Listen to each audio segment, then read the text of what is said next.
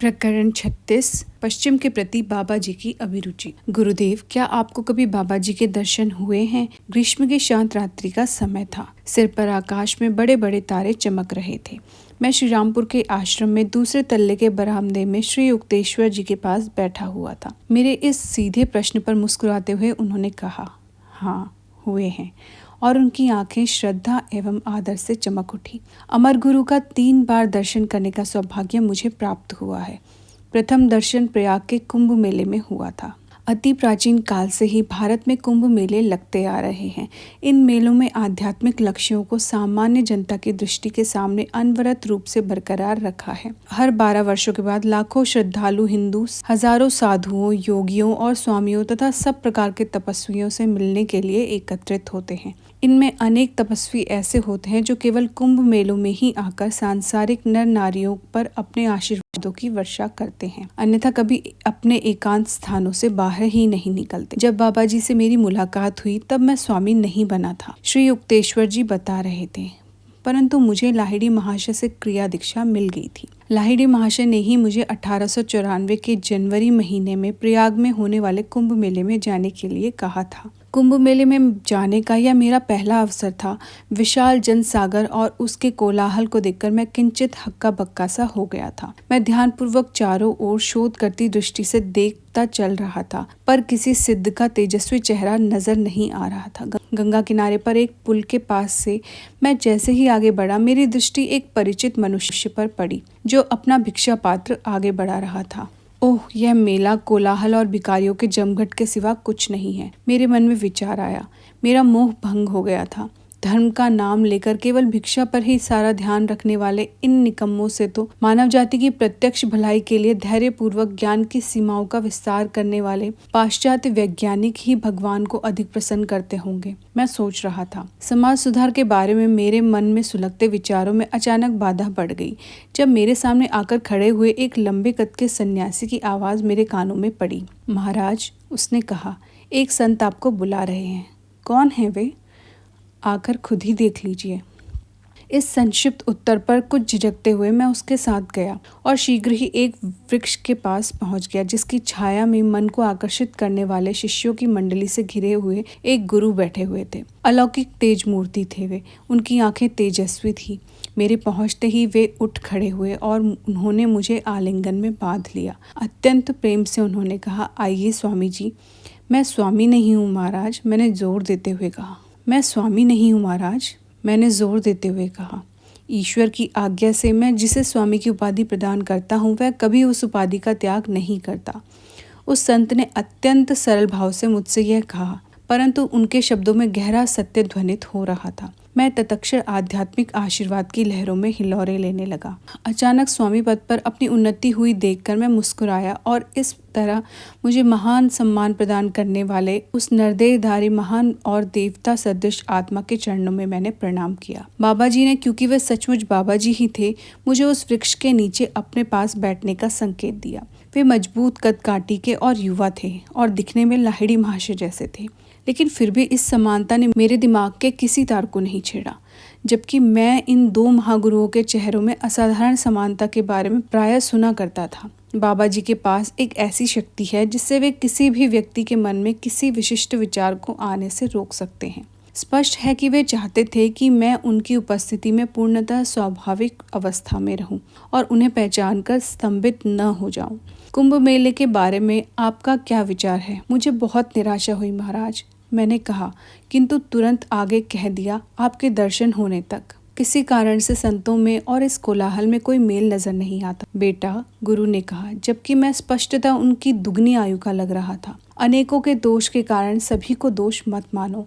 इस जगत में हर चीज मिश्रित रूप में है, शक्कर और रेत के मिश्रण की तरह। चींटी की भांति बुद्धिमान बनो, जो केवल शक्कर के कणों को चुन लेती है और रेत कणों को स्पर्श किए बिना छोड़ देती है। इस मेले में अनेक साधु अभी भी माया में भटक रहे हैं, फिर भी कुछ ईश्वर साक्षात्कारी संतों ने इसे पावन किया हुआ है। इस परम गुरु के स्वयं दर्शन के कारण मैं उनकी इस बात से तुरंत सहमत हो गया।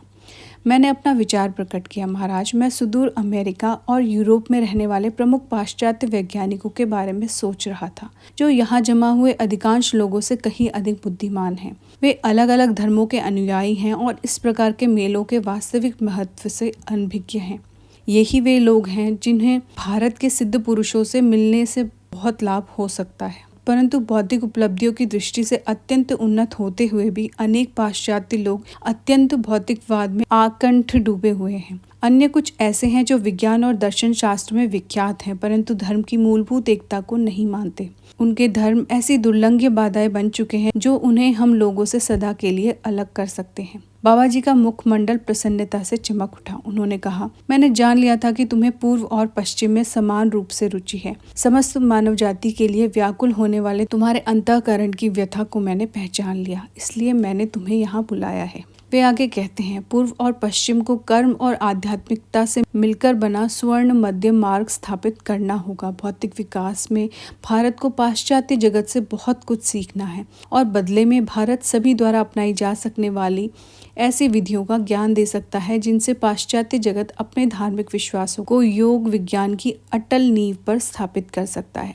स्वामी जी, आपको पूर्व और पश्चिम के बीच भविष्य में होने वाले सौहार्दपूर्ण आदान प्रदान में एक भूमिका निभानी है। कुछ वर्षों बाद मैं आपके पास एक शिष्य भेजूंगा जिसे आप पश्चिम में योग का ज्ञान प्रसारित करने के लिए प्रशिक्षित कर सकते हैं। वहाँ के अनेक मुमुक्षुओं के ज्ञान पिपासु स्पंदन बाढ़ की भांति मेरी ओर आते रहते हैं। मैं अमेरिका और यूरोप में संत बनने योग्य अनेक लोगों को देख रहा हूँ जिन्हें जगाए जाने भर की देर है। अपनी कथा के इस बिंदु पर पहुँचते ही श्री युक्तेश्वर जी ने अपनी पूर्ण दृष्टि मेरी ओर घुमाई। मेरे पुत्र, चांद के उज्जवल प्रकाश में मुस्कुराते हुए उन्होंने कहा, तुम ही वह शिष्य हो जिसे मेरे पास भेजने का वचन बाबा जी ने कई वर्ष पहले दिया था। यह जानकर मुझे अत्यंत हर्ष हुआ कि स्वयं बाबा जी ने मेरे कदम श्री युक्तेश्वर जी की ओर मोड़ दिए थे। फिर भी अपने प्रिय गुरु से और आश्रम की सादगी युक्त शांति से दूर पाश्चात्य जगत में अपने होने की कल्पना करना मेरे लिए कठिन था। श्री युक्तेश्वर जी ने अपनी बात जारी रखी। फिर बाबा जी श्रीमद् भगवद गीता के बारे में बोलने लगे। मेरे आश्चर्य का ठिकाना नहीं रहा जब प्रशंसा के कुछ शब्दों से उन्होंने स्पष्ट संकेत दे दिया कि उन्हें इस बात का ज्ञान था कि मैंने गीता के कुछ अध्यायों पर टीका लिखी थी। मेरी आपसे विनती है स्वामी जी कि आप और एक काम को हाथ में ले लें।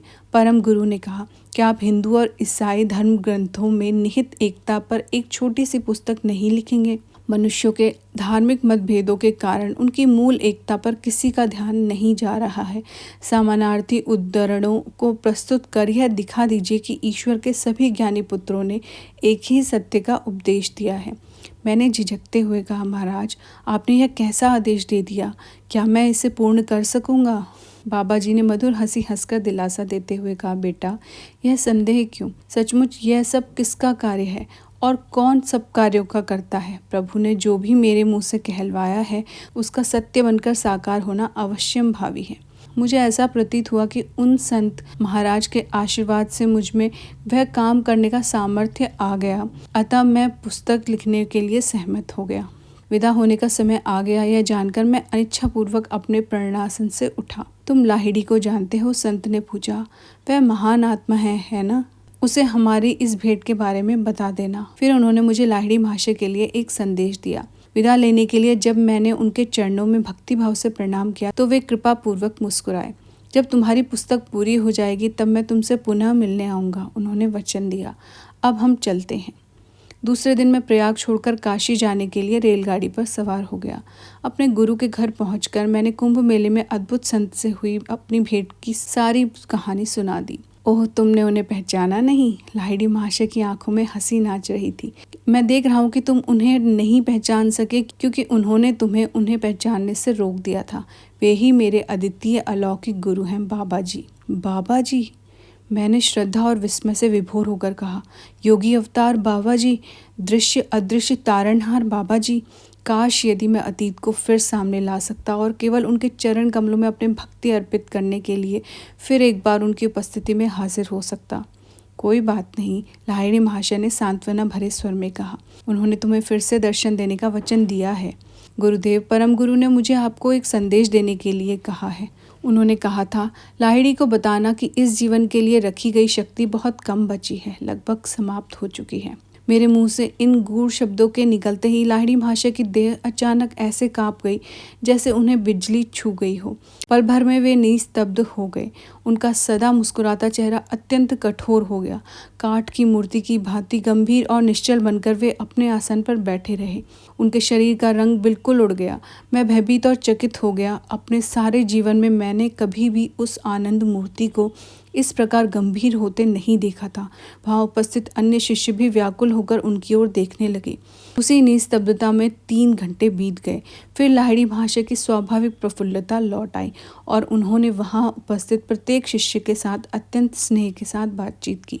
सभी ने चैन की सांस ली। अपने गुरुदेव की उस प्रतिक्रिया से मैं जान गया कि बाबा जी का संदेश एक ऐसा निश्चित संकेत था जिससे लाहिड़ी महाशय समझ गए थे कि उन्हें जल्दी ही देह त्याग करना होगा। उनकी भयंकर और गंभीर निस्तब्धता से यह प्रमाणित हो गया कि मेरे गुरुदेव ने तत्क्षण ही स्वयं को संयमित कर भौतिक विश्व के साथ उन्हें जोड़कर रखने वाली अंतिम डोर को भी काट दिया था और वे परम तत्व के अपने नित्य स्वरूप में विलीन हो गए थे। बाबा जी का संदेश, उनका यह कहने का तरीका था, मैं सदा तुम्हारे साथ रहूंगा। बाबा जी और लाहिड़ी महाशय दोनों ही सर्वज्ञ थे और उन्हें एक दूसरे को संदेश भेजने के लिए मेरी या अन्य किसी मध्यस्थ की कोई आवश्यकता नहीं थी। फिर भी महान आत्माएं प्रायः मानवीय नाटक में भाग लेने की कृपा करती हैं। यदा कदा वे साधारण तरीके से किसी संदेशवाहक के माध्यम से अपनी भविष्यवाणियां संप्रेषित कर देते हैं ताकि उन भविष्यवाणियों के साकार होने पर उनके बारे में बाद में जानकारी पाने वालों में ईश्वर के प्रति अधिक श्रद्धा जागृत हो सके।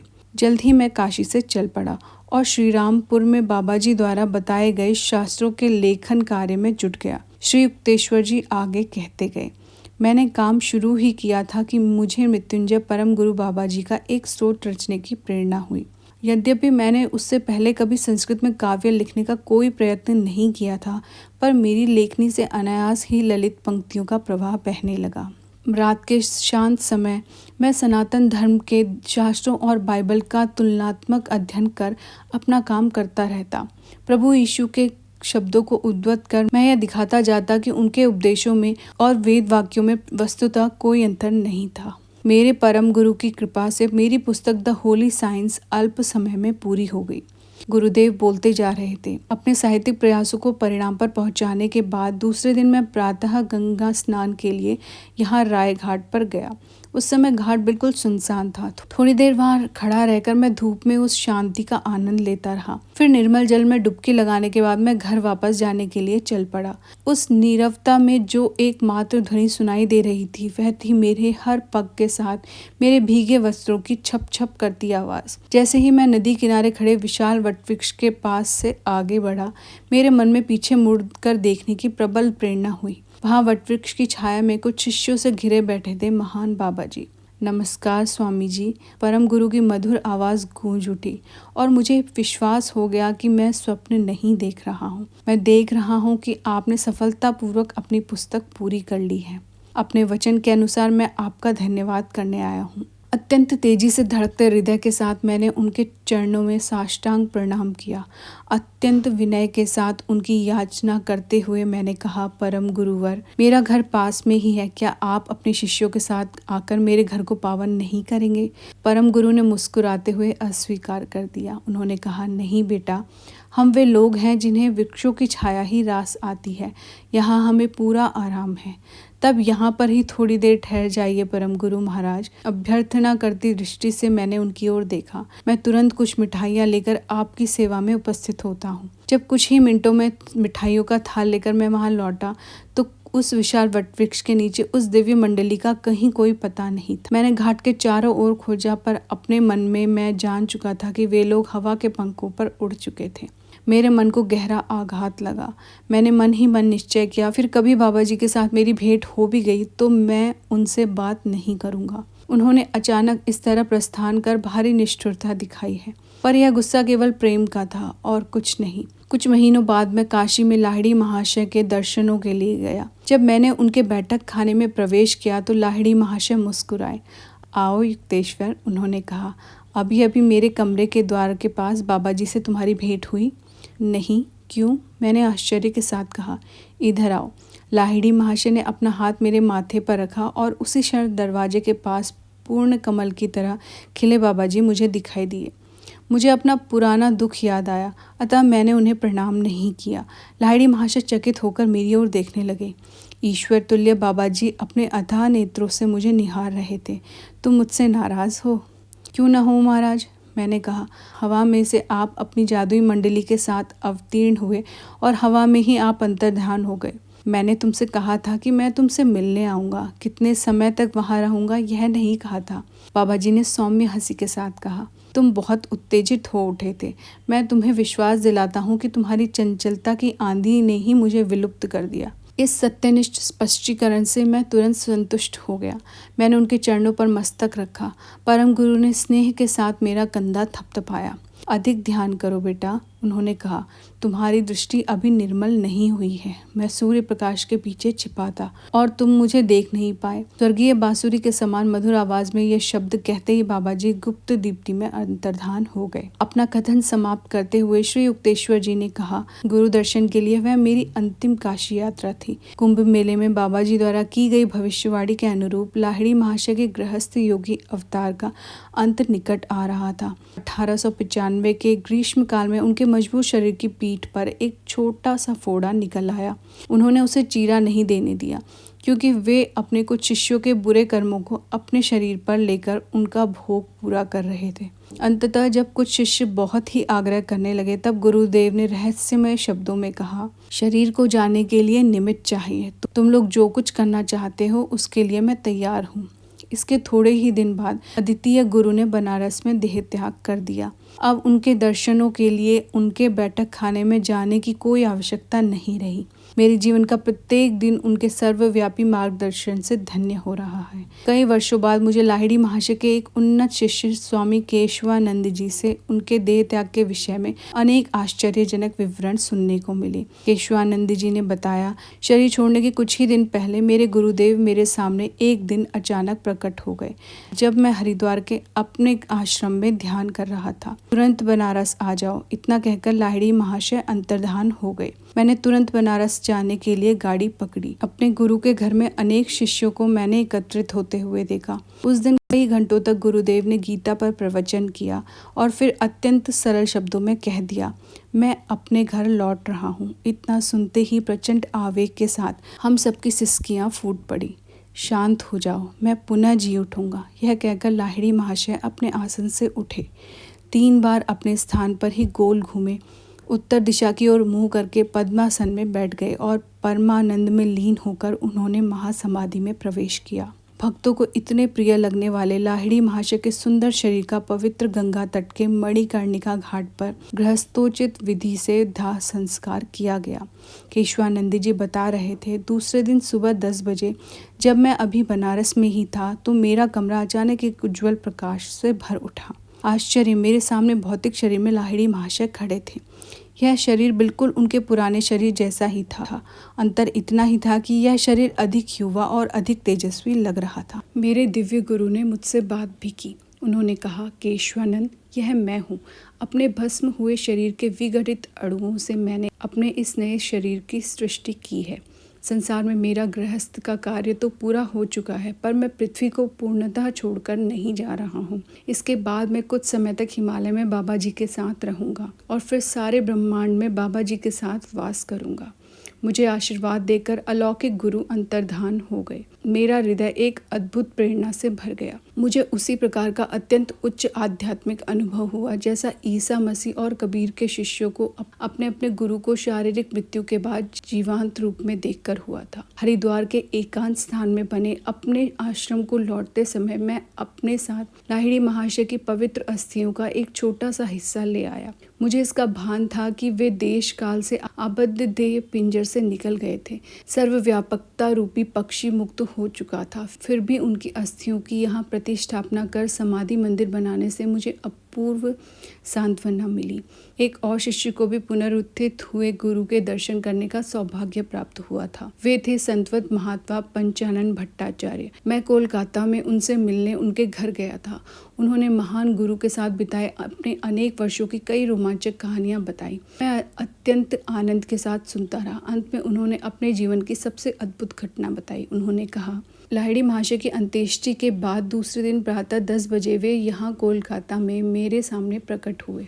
द्विशरीर संत स्वामी प्रणवानंद जी ने भी अपना दिव्य अनुभव संपूर्ण विस्तार सहित मुझे बताया। जब वे मेरे राज्य विद्यालय में आए थे तब उन्होंने मुझे बताया, लाहिड़ी महाशय के देह त्याग के थोड़े ही दिनों पूर्व मुझे उनका एक पत्र आया जिसमें उन्होंने मुझे तुरंत बनारस आने के लिए लिखा था। तथापि अपरिहार्य कारणों से मैं तत्क्षण प्रस्थान नहीं कर सका और मुझे थोड़ा विलंब हो गया। एक दिन प्रातः 10 बजे मैं बनारस के लिए प्रस्थान करने की तैयारी कर ही रहा था कि अपने कमरे में अपने गुरु को अत्यंत तेजस्वी रूप में प्रकट हुए देखकर मैं आनंद विभोर हो गया।